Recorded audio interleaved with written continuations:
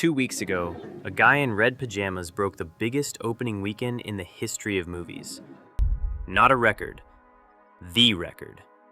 Bigger than Endgame, bigger than anything, ever. And 64 years ago, that same character got laughed out of an office. Why?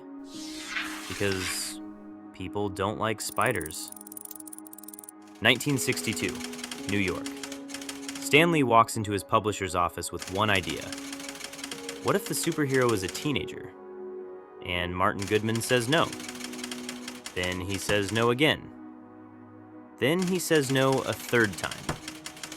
People hate spiders. Teenagers are sidekicks, not heroes. And the big one, nobody wants a hero with problems. So Lee cheated.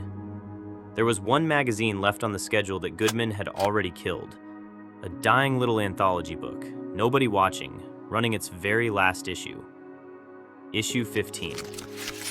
And Lee slipped Spider-Man right into the back of it. Think about that. He didn't launch the character. He buried him. Now, who actually drew him? Steve Ditko. And look at what Ditko did. The full mask. No eyes, no mouth, no face at all.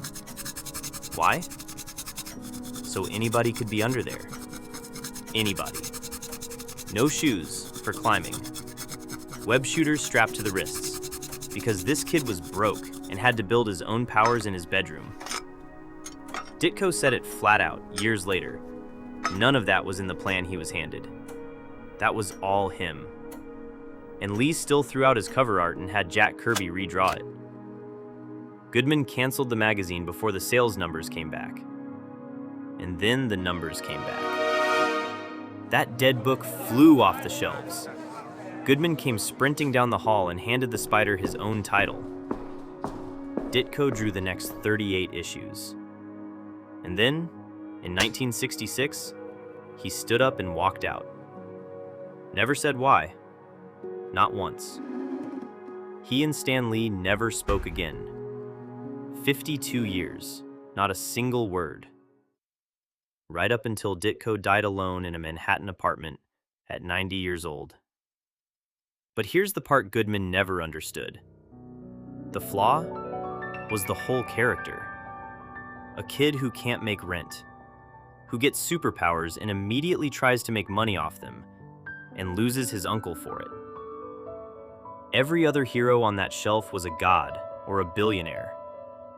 This one had homework. And that is the whole joke of the new movie. In Brand New Day, the world forgets Peter Parker completely. So he's out there saving a city that doesn't even know his name. Again. $360 million. 3 days. $1.6 billion.